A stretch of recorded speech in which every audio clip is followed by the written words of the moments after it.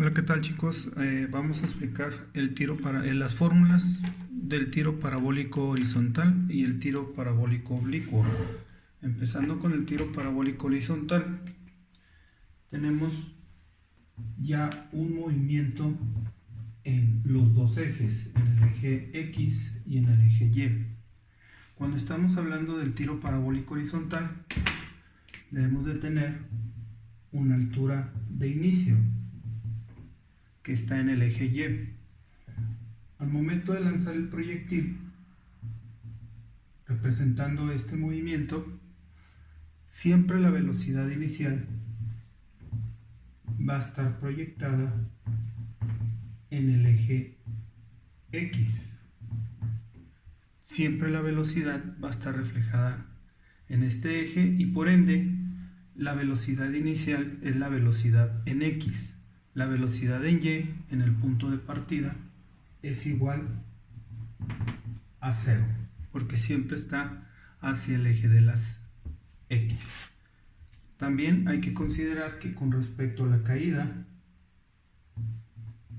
la velocidad en X va a permanecer constante y la velocidad en Y, con respecto a la gravedad, que es lo que está acelerando el cuerpo, va a ir incrementando. Es decir, va a pasar de 0 a una velocidad promedio conforme el tiempo pase y la altura de donde está cayendo. Las fórmulas que vamos a utilizar para este tiro parabólico son las siguientes. Para conocer el tiempo que va a tardar en bajar el objeto o proyectil, vamos a obtenerlo mediante la raíz cuadrada del doble producto de la altura sobre la gravedad. Hay que recordar que la gravedad es una constante de 9.81 metros sobre segundo al cuadrado en el Sistema Internacional de Medidas.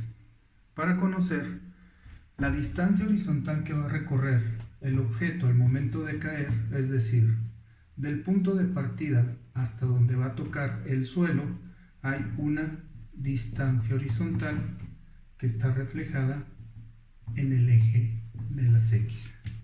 Para conocer esta distancia horizontal, vamos a hacerlo mediante la velocidad inicial o la velocidad en X, que es la de inicio, por el tiempo que tarda en bajar el objeto.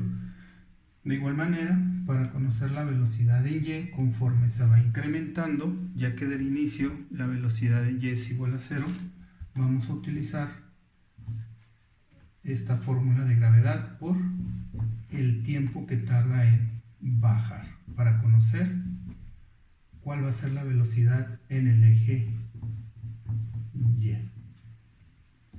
Por último, para conocer la velocidad final, tenemos que obtenerla mediante la raíz cuadrada de la velocidad en X elevada al cuadrado más la suma de la velocidad en Y elevada al cuadrado. Esto para conocer las fórmulas del tiro parabólico horizontal. Para el tiro parabólico oblicuo, primero tenemos que reconocer que el movimiento también está en dos ejes y al momento de salir, el objeto parte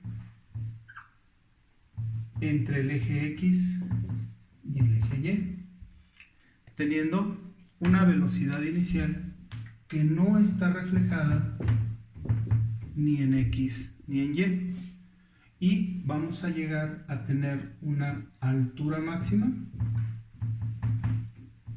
que está reflejada en el eje Y vamos a tener una distancia horizontal recorrida que está reflejada en el eje X. Tenemos que obtener la velocidad en X porque está dentro de los dos parámetros o de los dos ejes, la velocidad en X inicial y la velocidad inicial en Y.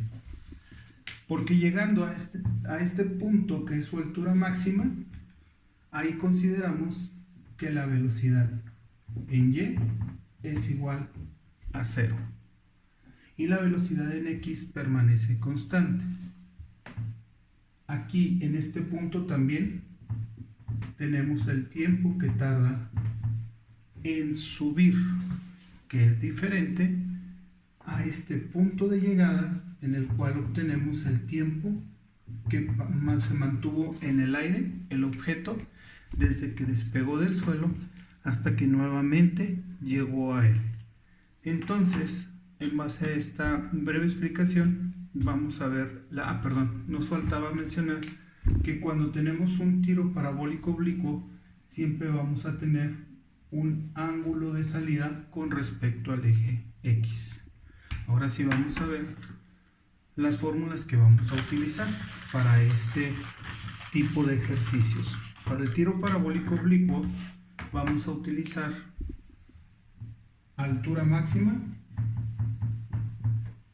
que está en el eje Y, por lo tanto tenemos que obtenerla mediante la velocidad inicial en Y multiplicada por el tiempo que tarda en subir, y el resultado de esto le vamos a restar la división entre 2 de la gravedad por el tiempo al cuadrado que tarda en subir. Para la distancia horizontal, que está en el eje X, vamos a utilizar la fórmula de velocidad inicial en X por el tiempo que permanece en el aire, que es diferente al de la altura máxima. Para obtener estos dos, el tiempo en subir sería la velocidad inicial en Y sobre la gravedad, que es una constante. Y para obtener el tiempo que permanece en el aire, que en sí es el doble del tiempo en subir, sería la misma fórmula, pero ahora vamos a multiplicar por 2 la velocidad inicial en Y dividida sobre la gravedad. ¿Cómo vamos a obtener la velocidad en X y la velocidad inicial en Y? De la siguiente manera. Velocidad inicial en X es igual a la velocidad inicial que nos den por el coseno del ángulo de salida. Y la velocidad inicial en Y es igual a la velocidad inicial por el seno del ángulo de salida. Por último, para obtener la velocidad total de llegada nuevamente al suelo del objeto, vamos a utilizar velocidad es igual a la raíz cuadrada de la velocidad inicial en X elevada al cuadrado más la suma de la velocidad inicial en Y elevada al cuadrado.